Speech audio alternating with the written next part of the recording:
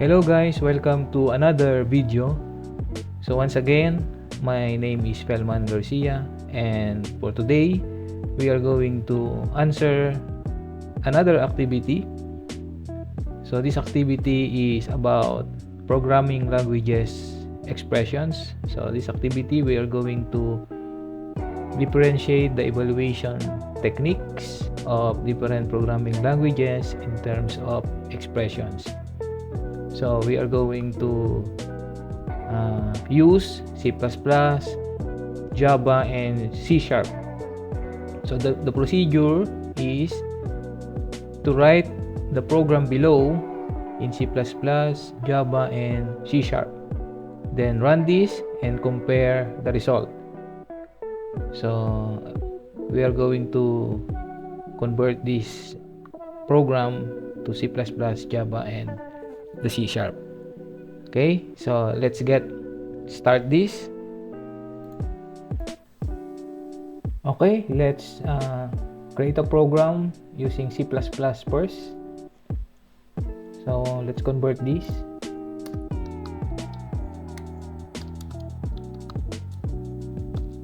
Int fun method with parameter array. The name of the array is k. So let's point a value to our array, or let's fill our array with a value of 4.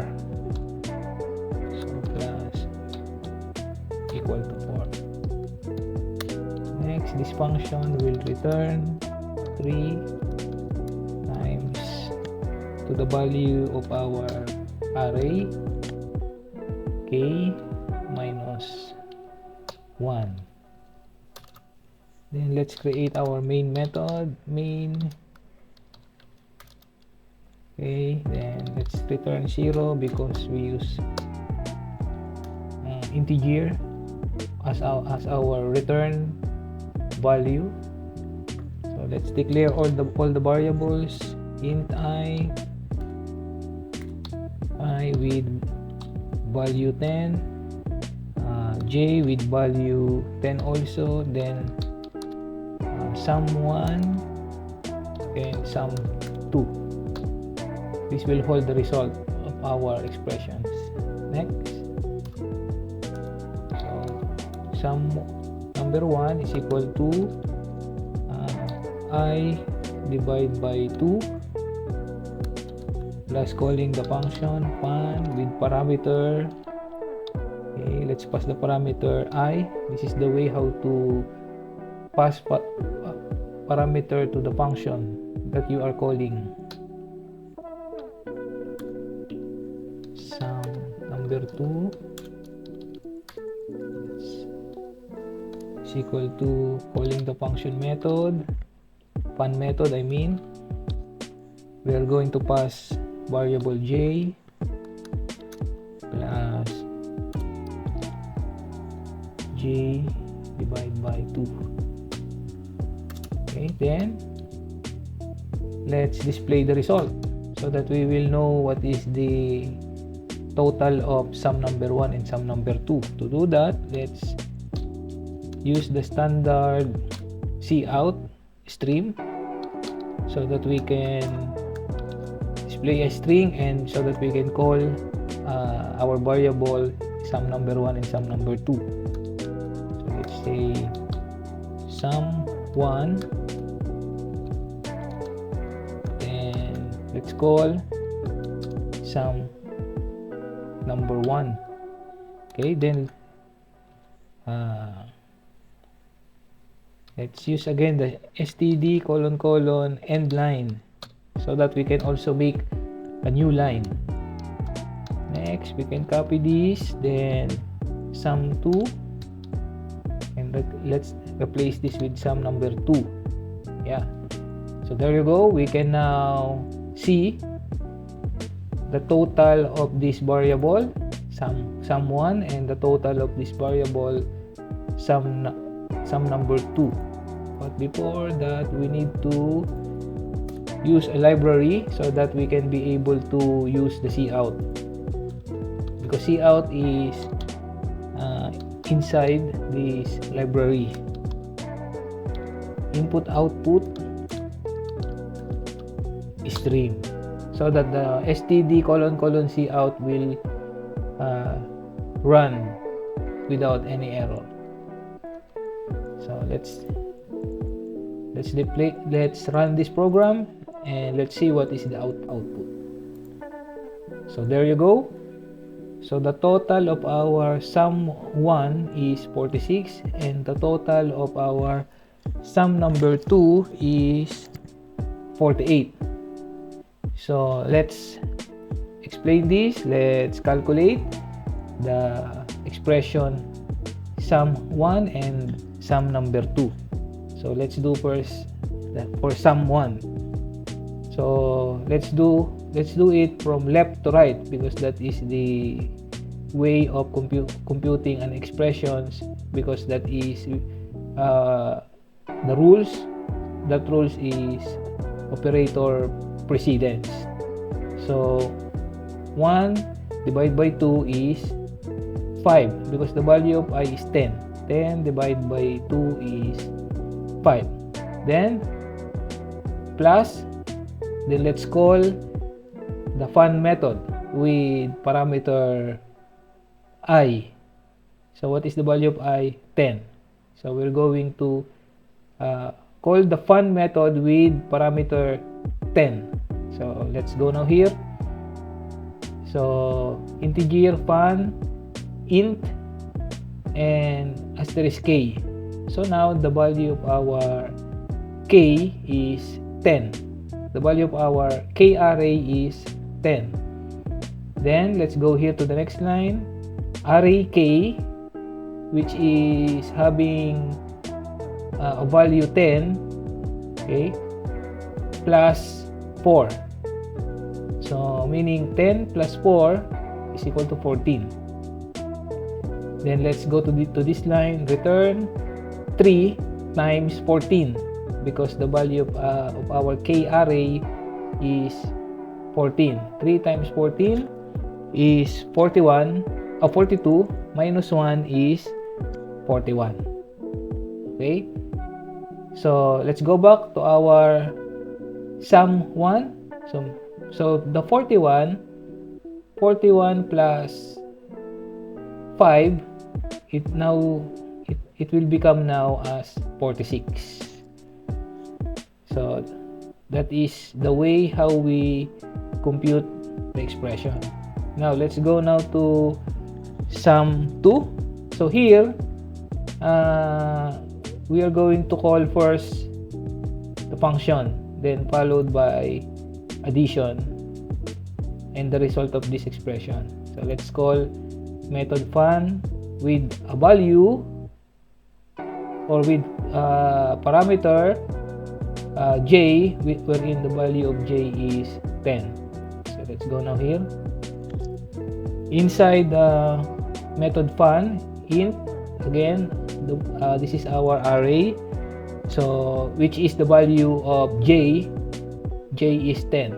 So our array here is with the value 10. So again 10 plus 4 is 14. Then return 3 times 14 again is 42, minus 1 is 41. Okay, next we are going to execute this expression. Now since the value of our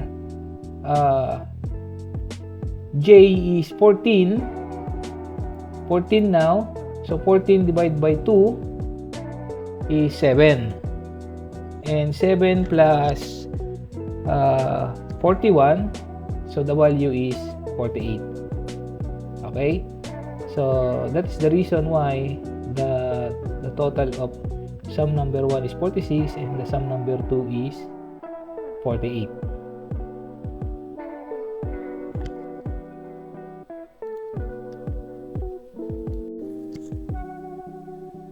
Why the value of j is become 14? So just because we call first on this expression our fun method, and we pass j to the function method, which is the value is 10. Now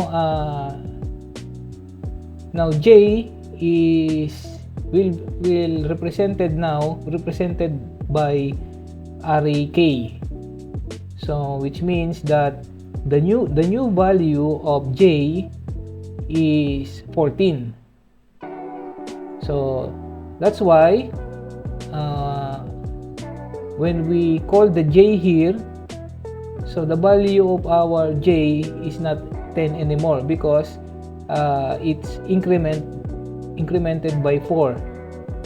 So 10 plus 14, 10 plus 4, it's now 14. So now the new value of j is 14, and we divided that into 2. So that's why that is 7. So 7 plus 41 is 48.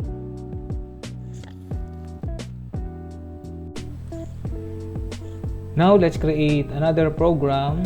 So the program that we're going to do is Java. So we're going to convert the C++ to Java. So let's make a new file. So the name of our Java file or Java program is expressions.java. Okay, so public class expressions, because this is the name of our file. Then our main method,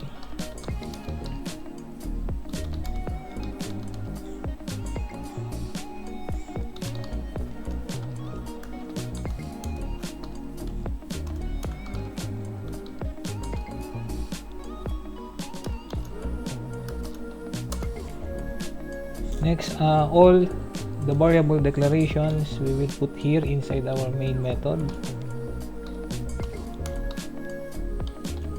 So same with C++. So integer I is equal to 0, j is equal to 0. Oops, this is not semicolon, this is colon. Then sum 1, then sum 2. Okay, next we have to create an array to assign the value of I variable. So to create an array, so since I is integer, so let's use also integer array, int followed by open and close bracket. Then let's say the name of our array is reference I. Then let's put a value for our array reference I, so that will hold the value of I variable. So this is how to assign the value, or this is how to create an array to assign the value of I variable. Next, so let's do the formula, the expression I divide by 2, so plus calling the fun method.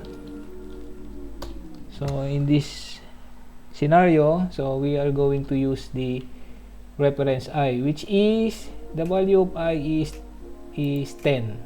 I see, this is 10. Okay, next for the sum number 2, so again we are going to use an array to hold the value of j. So to create an array to hold the value of j, so reference for j, then assign j. After that, sum number 2 is equal to, so our formula. So now here we're going to call the fun as the first expression, then and let's call our reference j. okay, plus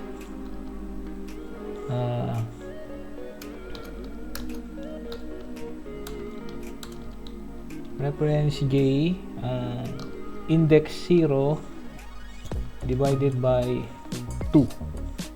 So this is to call the fun method with reference j and compute the sum. Then to print the result, system.out.print line. So by the way, we are going to do also the fun method. So but before that, let's display.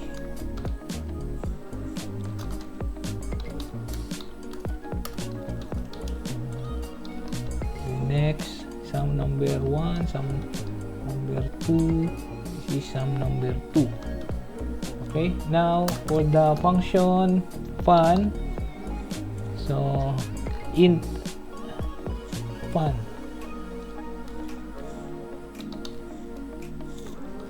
Okay, then int and with parameter array.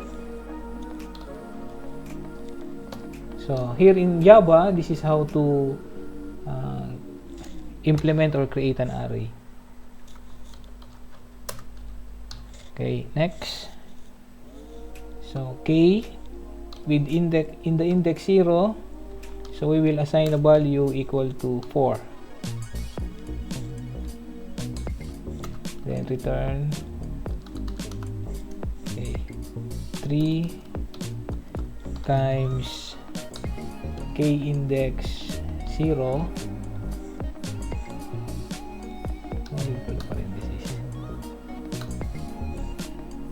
minus 1.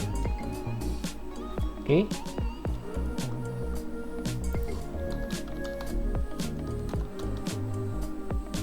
let's run the program. So let's see if this program is resulting to 46 and 48.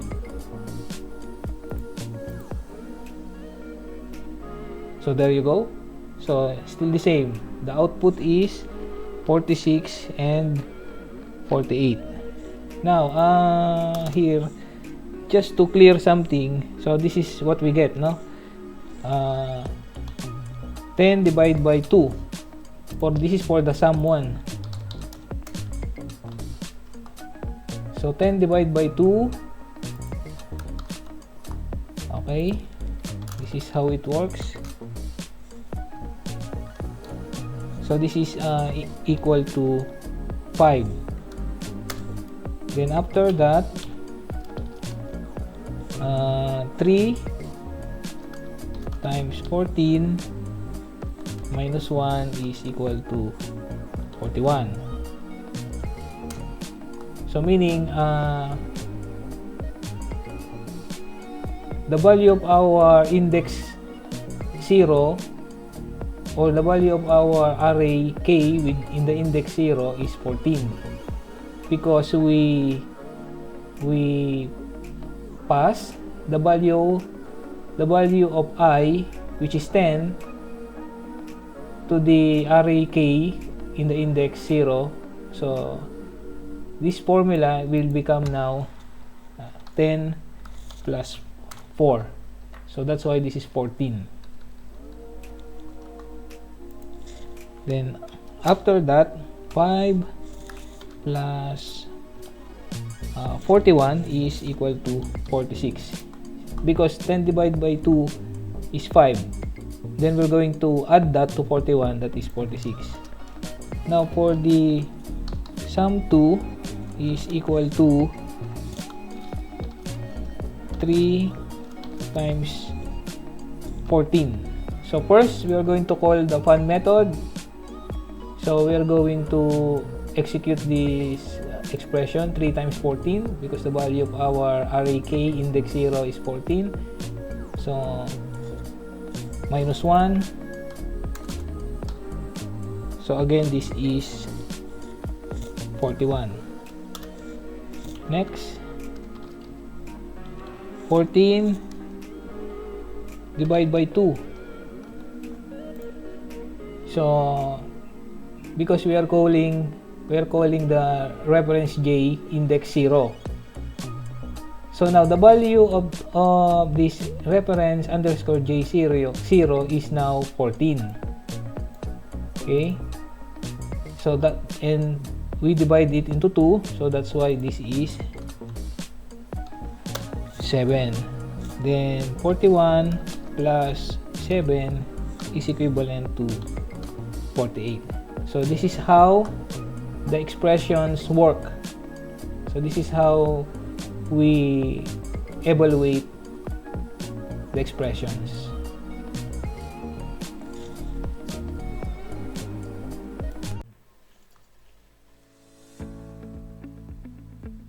Now we are going to create a program using C# that will convert this program. So let's do that. So in C#,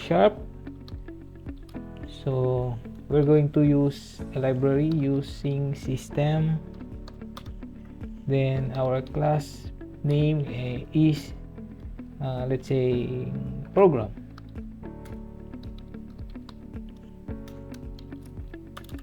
and our main method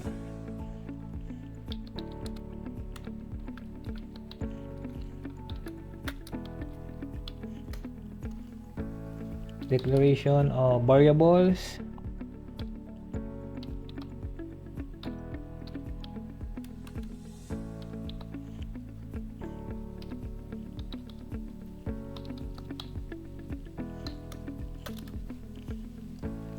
then the expressions, sum1 is equal to I divide 2, then call the fun method,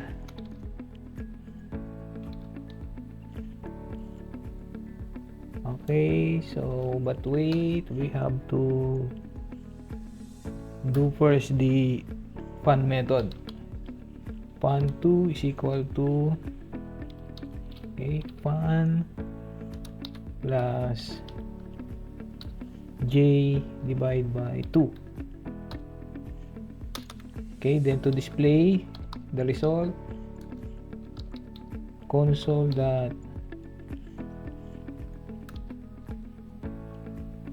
write line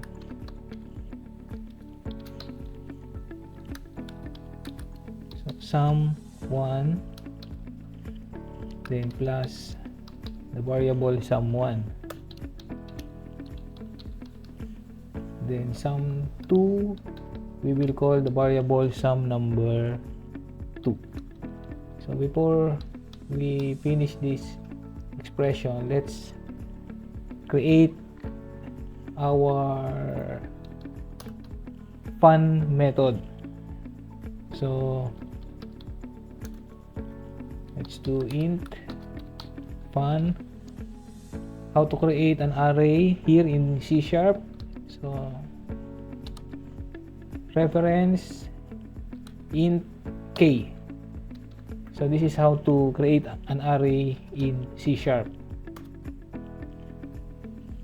So let's assign a value to our array k.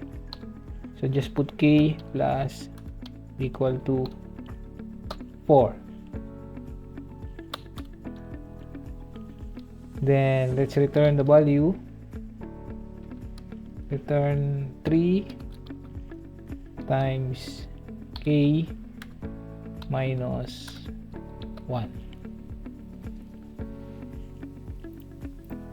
So now here in our, so this is become capital letter F because our method is with capital letter F. Now we will pass the variable I to our array. So how to do that is using the ref, reference I. So here is reference J. Okay, let's see the output. Okay, so let's run the program and let's see if the value of sum1 is 46 and if and if the value of sum2 is 48. So there you go. In the 3 programs that we have created, so I found out that they are all the same in terms of evaluating the expressions.